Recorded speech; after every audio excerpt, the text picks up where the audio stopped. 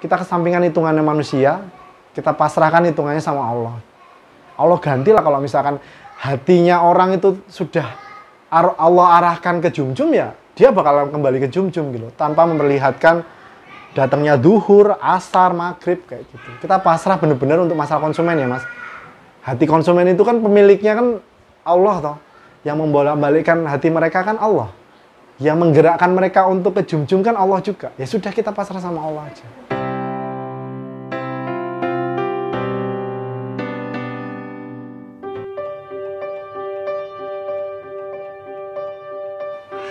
Bismillahirrahmanirrahim. Assalamualaikum warahmatullahi wabarakatuh. Perkenalkan, nama saya Adi Wijaya. Saya merupakan pemilik dari Jum-Jum Station yang menjual minuman Thai tea, kemudian ada kopi, ada makanan, seblak, dan salad. Ide bisnis Jum-Jum itu sebenarnya dari keinginan kami sebenarnya untuk memiliki sebuah usaha yang bermanfaat buat orang lain, mas. Itu ide awalnya seperti itu, tetapi kan dibentukkan dalam apa sih yang bisa kita jual, seperti itu. Makanya salah satu yang terpikirkan oleh kami adalah menjual minuman yang lagi happening saat itu, yaitu Thai tea. Seperti itu. Nah, bermanfaat buat orangnya itu ya dengan menggaji karyawan, dengan merekrut karyawan sampai sekian orang, itu kan berkah tersendiri buat karyawannya gitu loh mas. Kita menjadi jalan dari Allah untuk memberikan manfaat buat karyawan kita. Kalau bicara omset sih sebenarnya gini mas, yang penting saya cukup membayar karyawan, cukup buat membantu sesama, cukup untuk menghidupi yaitu tadi keluarganya karyawan, itu udah cukup bagi saya. Jadi dengan 31 karyawan mungkin jenengan sudah bisa memperkirakan omset kita berapa. Dengan rata-rata gajinya ya, karena ini part time kan, anak-anak kerjanya part time. Jadi UMR Kediri ya dibagi dua lah gitu. Seperti itu sekiranya, dan itu masih lebih. Kalau boleh saya kasih gambaran, gajinya anak-anak itu sekitar 1 jutaan ke atas gitu. Jadi omsetnya ya sebulan kurang lebih segitu. Plusnya ya alhamdulillah lah buat jalan yang lain, buat manfaat yang lain. Dari awal pertama kali berdiri hanya dengan 2 karyawan, sampai sekarang 31 karyawan, kita memang mewajibkan pekerja itu untuk sholat 5 waktu itu sebagai salah satu syarat ketika kita bikin lowongan pekerjaan, mas. Pertama syaratnya sholat 5 waktu gitu. Jadi ketika jam kerja, ini terkait dengan jam kerja. Jam kerjanya itu ketika udah azan di masing-masing handphone kasir, itu kan kasir kita punya masing-masing booth itu punya handphone sendiri-sendiri. Di situ kita kasih Muslim Pro. Ketika azan mereka harus berhenti. Jadi serentak berhentinya, mas. Jadi ketika sholat duhur ya udah stop sholat. Seperti itu. Meskipun pelanggan nanti datang ya kita layani, kita minta maaf. Mohon maaf kak, kalau mau menunggu silakan, tapi kalau buru-buru monggo, kami mau sholat dulu. Seperti itu. Kalau hitung-hitungan matematikanya rugi mas. Wong jam 12 kenteng-kenteng itu kan waktunya rame-ramenya orang jual makanan, minuman. Kok kami tutup? Ya matematikanya rugi wong. 30 menit ya tutupnya. Tapi ya itu tadi, kita kesampingkan hitungannya manusia, kita pasrahkan hitungannya sama Allah. Allah gantilah kalau misalkan hatinya orang itu sudah Allah arahkan ke jum-jum, ya dia bakal kembali ke jum-jum gitu, tanpa memperlihatkan datangnya duhur, asar, maghrib kayak gitu. Kita pasrah benar-benar untuk masalah konsumen ya mas. Hati konsumen itu kan pemiliknya kan Allah toh. Yang membolak-balikkan hati mereka kan Allah. Yang menggerakkan mereka untuk ke jum-jum kan Allah juga. Ya sudah, kita pasrah sama Allah aja. Kami itu di titik terendah di usaha ini tuh pas waktu itu loh mas, pas waktu PPKM. Itu di bulan April ya kalau nggak salah. Itu omset bener-bener jatuh ke jurang. Mungkin nggak hanya kami yang mengalami, tapi seluruh lapisan masyarakat. Cuman memang kalau kita bicara jum-jum ya, di awal PPKM mas, serangan COVID itu luar biasa buat kami semua.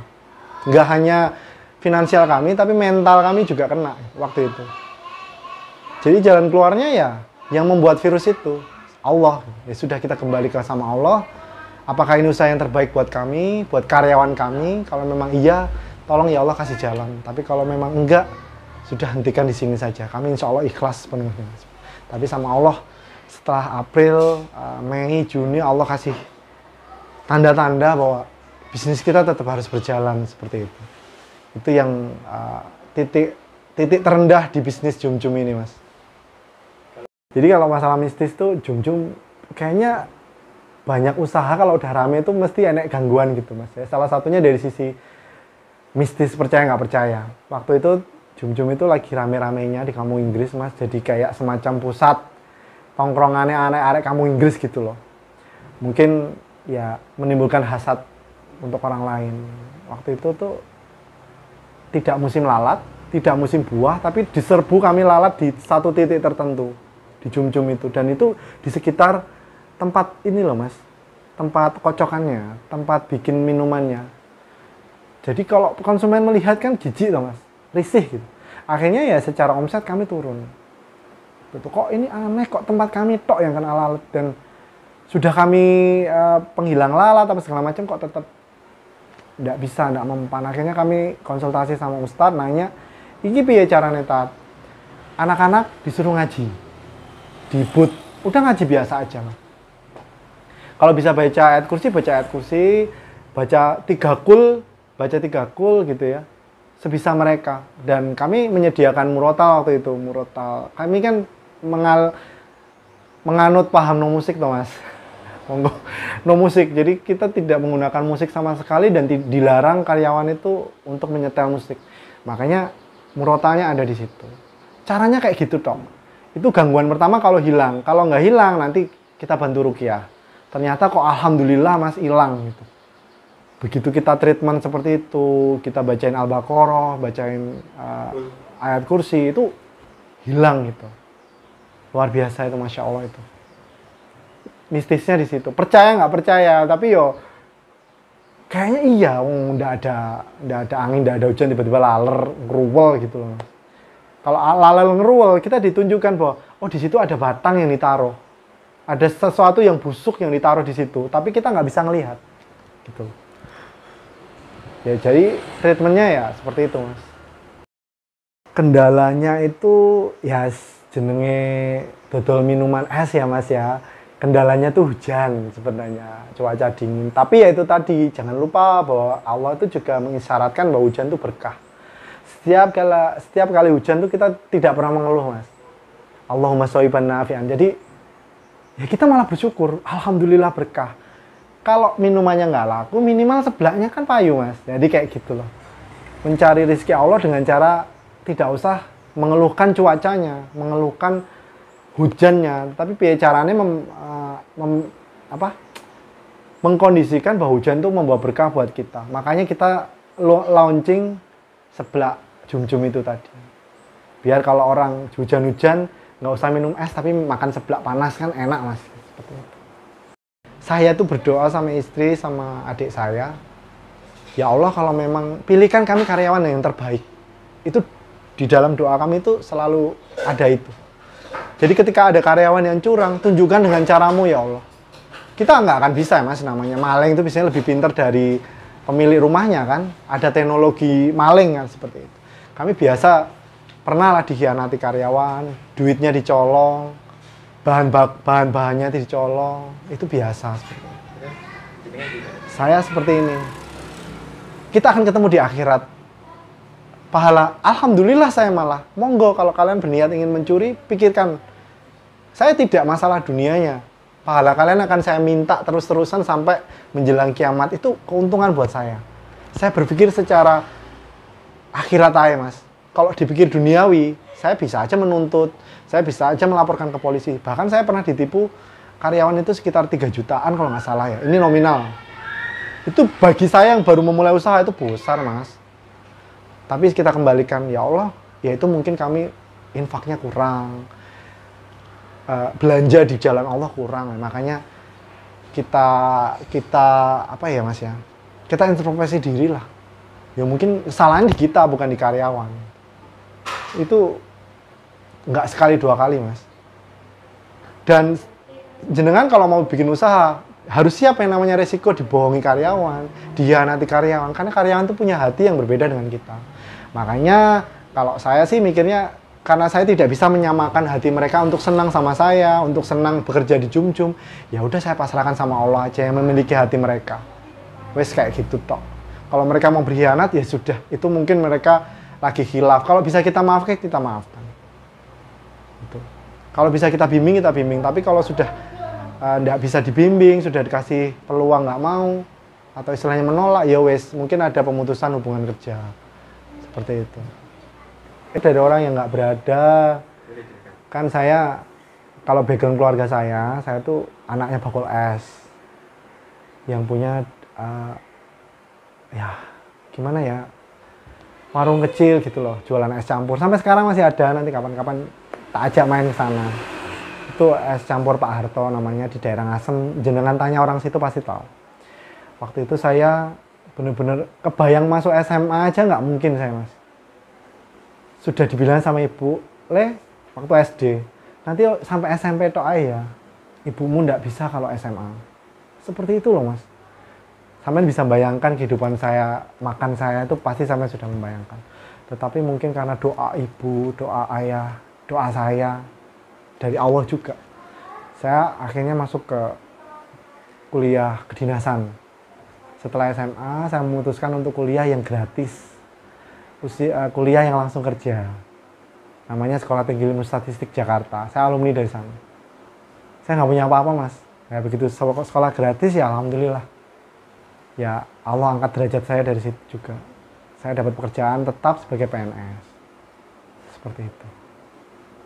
Jangan dipikir, ya itulah manusia itu sawang sinawang. Ketika melihat kita, oh enak ya jadi Mas Adi, gajinya tetap. Jadi PNS, karirnya bagus, usahanya lancar, karyawannya 30 sekian. Orang kan lihat hasilnya tok. Proses dari saya berdarah-darah dari PNS-nya. Dari memulai usaha, dinyek keluarga. Oh, hinaan itu datang bukan dari orang lain, Mas. Dari keluarga sendiri. Keluarga terdekat. Dodol kok. Dodol es campur, es musiman. Kuing kalau paling 3 wulan kukut karena nggak akan laku. Karena ini kan waktu itu musiman, Mas. Itu tuh biasa, Mas, hinaan dari keluarga. Tapi ya kita tadi namanya pasrah sama Gusti Allah. Allah menunjukkan jalannya sendiri. Sudah sampai sekarang alhamdulillah. Secara tidak langsung Allah memberikan jawaban pada orang-orang yang sudah menghina kamu. Berkahnya itu gini. Jadi usaha uang berkah itu biasanya itu awet, Mas. Kalau uang yang nggak berkah, walaupun kita gajinya tinggi, entah mungkin ya anak sakit, nauzubillah min dzalik, anak sakit, orang tua sakit, keluarga ditipu rekan bisnis kayak gitu, itu biasanya uang-uang yang nggak berkah. Cuman kalau usaha yang berkah menurut saya adalah pertama dari sisi omset stabil gitu. Terus yang kedua dari sisi kepuasan customer, Mas. Alhamdulillah Grab, sebut merek boleh nggak ya?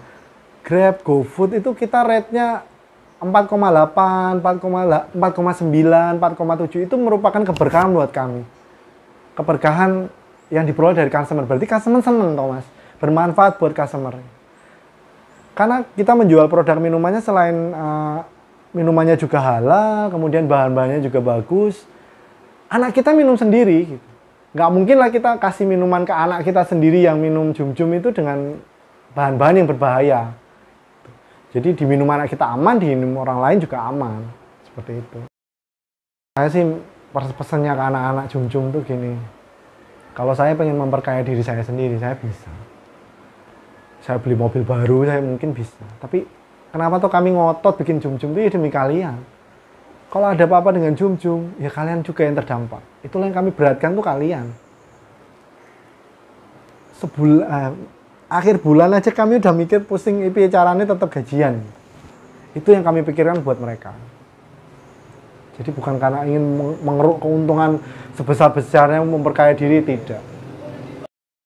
Karena racik ya, teh itu kan meracik. Kayak barista kan bikin kopi ya Mas ya, kita benar-benar meracik. Esnya juga kita dari es kup yang dari mineral itu Mas, yang bukan air mentah ya. Nah, itu insya Allah nggak bikin sakit tenggorokan, bikin batuk kayak gitu, insya Allah seperti itu. Tapi jenengan nggak punya latar belakang seperti itu. Ya, intinya gini sih sebenarnya usaha kita, Mas. Pertama, usaha ini, minuman ini kan diminum anak kita. Itu aja dulu. Anak kita piye caranya biar anak kita sehat, anak orang lain juga harus sehat. Jadi mengkonsumsi minuman itu jangan sampai sakit. Menjual minuman yang benar-benar bermanfaat buat orang. Buat energi, buat dia melakukan pekerjaannya, ibadah, dan seterusnya. Otomatis kita dapat pahala kan dari situ, Mas. Mengalir dari situ. Kemudian yang kedua, ngapunten ini untuk pedagang yang, ngapunten sekali lagi, untuk pedagang yang merebut hak pejalan. Saya tidak mengatakan boleh tidaknya, tidak. Cuman kita dari awal bikin usaha jujum itu jangan sampai merebut hak orang lain, Mas. Kita ditaruh di trotoar, ngapunten. Kalau ini ada yang tidak sepaham dengan saya, jadi ketika menaruh but di trotoar, itu berarti kita sudah merebut hak pejalan. Itu kan bukan untuk jualan sebenarnya. Itu haknya orang untuk berjalan di situ. Kita rebut dia haknya sehingga dia muter lewat aspal misalkan. Kalau di Jum-Jum, ini kami loh ya, kami. Saya tidak menggurui untuk usaha lain. Jadi kalau kami sebisa mungkin tidak menggunakan trotoar untuk usaha tersebut. Kayak gitu. Mungkin Allah kasih berkah dari situ juga. Kan kita nggak pernah tahu berkah itu muncul dari mana. Ada ya, cuman kami berusaha untuk positive thinking. Ketika ide kami bukan dicuri, ditiru. Contoh adalah Instagram. Kita punya ide untuk bikin posting seperti ini. Ada pesaing kita meniru, ya udah nggak apa-apa. Alhamdulillah kita memberikan inspirasi. Terus kemudian dari sisi kemasan, dari sisi slogan itu tuh ada yang niru, ya udahlah, nggak apa-apa, nggak masalah. Tapi kalau sudah merek, ya udah kita tuntut, Mas. Dulu di Blitar ada yang pakai merek itu, kita resmi kan, sudah CV kan bentuknya. Jadi nggak bisa main-main. Apalagi, Mas? Kalau yang pengen saya sampaikan gini loh, Mas. Mudah-mudahan meskipun ini singkat, tayangan ini bermanfaat. Ambil manfaatnya aja lah. Kalau misalkan ada yang menurut jenengan, ini gak pantas ngomong ini PNS enak, sampean PNS duwe iso buka usaha. Ya mungkin kan ada orang-orang yang seperti itu yang tersinggung loh, Mas. Mudah-mudahan ini menginspirasi gitu aja. Ya, saya tidak bisa menyenangkan semua orang, cuman mudah-mudahan ada yang terinspirasi dari cerita saya. Dan bikin usaha. Gitu. Kalau dia bisa berani bikin usaha, apapun kondisinya itu tadi, mulai dengan modal yang kecil. Kalau untuk pemula gimana caranya? Ini sering ditanyakan, saya kan pernah ini, Mas, ditanya juga sama temen. Piye to caranya buka usaha? Buahnya yang tanya, Mas. Saya bilang gini, ide kalian tuh banyak, pasti mengendap di sini. Tetapi selama kalian nggak action, orang dijajal se, orang melaku dise, ya nggak bakal jalan usaha tersebut. Mulailah dari yang kecil aja. Misalkan jual minuman, kalau mampunya kita rombong ya rombong, mampunya kita online dari rumah ya online dari rumah, gitu aja wes. Tidak usah berpikir, oh harus langsung kafe besar gitu, enggak. Sesuai nilai dengan kemampuan sendiri saja. Saya pikir semua orang punya peluang kok untuk jadi pengusaha. Jadi penglaris itu, saya pakai penglaris itu, Mas. Penglarisnya dari Allah aja. Anak-anak saya membawa rezekinya masing-masing kan. Anak itu membawa rezeki, Mas. Tambah anak, insya Allah rezeki kita ditambah. Ya itu penglaris saya. Udah itu cukup. Penglaris saya itu aja. Jadi waktu memulai Jum-Jum ini kami hanya bermodalkan 5 jutaan, Mas. Dan bayangkan 5 juta jadi apa toh? Paling jadi rombong. Ya udah kami mulai dari rombong waktu itu. Rombong dengan hanya memiliki 2 karyawan. Kami tidak menggunakan hutang. Benar-benar apa yang kami punya. Dua ini 5 juta, ya sudah kita mulai 5 juta. Jadi menurut saya sih, apapun usahanya, kalau mau dimulai, manfaatkan yang sudah ada. Tidak usah mengada-adakan yang belum ada. Kayak gitu loh, Mas. Contoh modal itu tadi. Kalau punya 2 juta, mulailah dengan 2 juta. Ini dari perspektif kami loh ya, Mas. Ya, percaya nggak percaya ya, Mas ya. Kalau kita sudah pasrah sama Gusti Allah. Ya Allah, kalau memang usaha ini bermanfaat buat orang lain, membawa keberkahan, tolong ya Allah, berikan kelancaran. Tetapi ketika usaha ini menimbulkan mudarat yang lebih besar, ya udah berhentikan, udah. Sesimpel itu saya, Mas. Pasrah itu aja lah. Tenan, ini saya nggak bohong ini. Bener-bener pasrah saya. Engko misalkan rugi, ya sing rugi ini Gusti Allah kan sudah ditakdirkan. Rugi, mandeko usahamu, itu nggak cocok usahamu buat dirimu. Mungkin yang terbaik buat kita belum tentu terlihat menyenangkan, Mas. Mungkin jenengan juga pernah mengalami ya. Ketika kita melakukan usaha kok tiba-tiba bangkrut, tiba-tiba tutup, ya karena mungkin Allah nggak menghendaki kita tetap berjalan dengan usaha tersebut. Gitu. Sepasrah itu, Mas. Saya mau mulai usaha itu, wes bismillah aja. Ora kepikiran kok duwe tiba-tiba jadi 2 karyawan menjadi 31 karyawan. Dari 1 booth menjadi 7 booth, kita udah tidak berpikir ke sana. Wes, mengalir aja, wes bismillah, ikut sama Allah lah skenario-nya. Sambil tetap berjalan, belajar, berjalan, mempelajari hal-hal baru, varian-varian baru, kayak gitu. Pelipat rezeki itu bukan itu tadi, Mas. Pelipat rezeki itu Gusti Allah. Wes percaya aja udah. Kalau dihitung-hitung manusia, Mas, kok 5 juta tiba-tiba sakmene. Nggak percaya kita semua. Dan mungkin gini, ini salah satu rahasia yang mungkin tidak saya bagi ke orang lain ya. Jangan menganggap remeh peran istri, peran orang terdekat kita. Karena beliau lah yang mengingatkan kita ketika kita lagi terjatuh. Nggak bisa, Mas. Istilahnya apa ya? Suami istri itu kayak nakoda sama kapalnya. Kalau nakoda sendirian tanpa kapal kan nggak bisa jalan. Kapal sendirian terombang-ambing nggak ada nakoda kan ya nggak bisa jalan juga.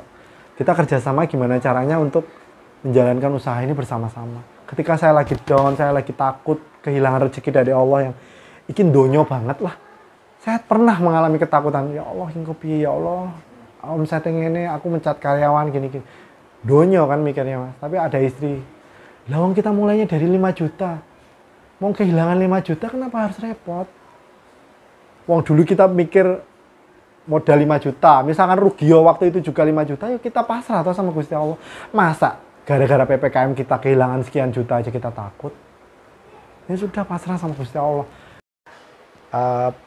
Buat para pengusaha, buat orang yang memulai usaha di tengah pandemi COVID ini, tetap semangat, saling membantu antar pengusaha itu penting.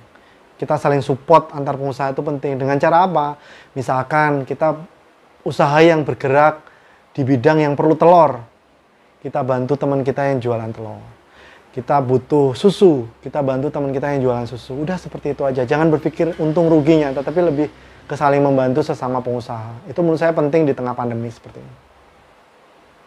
Nah, penting, Mas, buat saudara-saudara saya yang mungkin usahanya sedang dilanda masalah karena COVID, pandemi, PPKM, dan sejenisnya, saya pikir tidak ada kata terlambat untuk mencoba untuk introspeksi diri, untuk tetap semangat menjalani hidup, untuk semangat menjalankan usaha. Jadi jangan jadikan PPKM ini sebagai musibah, tetapi jadikanlah berkah buat kita semuanya. Karena Allah tidak akan menguji suatu hambanya melebihi kemampuannya. Jadi yakin sama Allah bahwa PPKM atau COVID ini akan segera berlalu dan kita akan kembali ke kehidupan kita sebelumnya.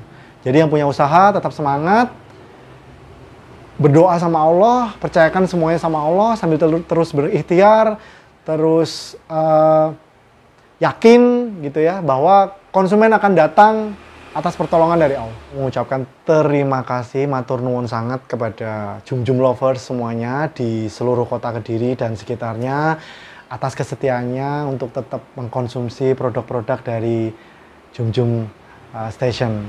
Mudah-mudahan Jum-Jum semakin bermanfaat dan semakin bikin susah move on. Saya Adi Wijaya, Assalamualaikum warahmatullahi wabarakatuh.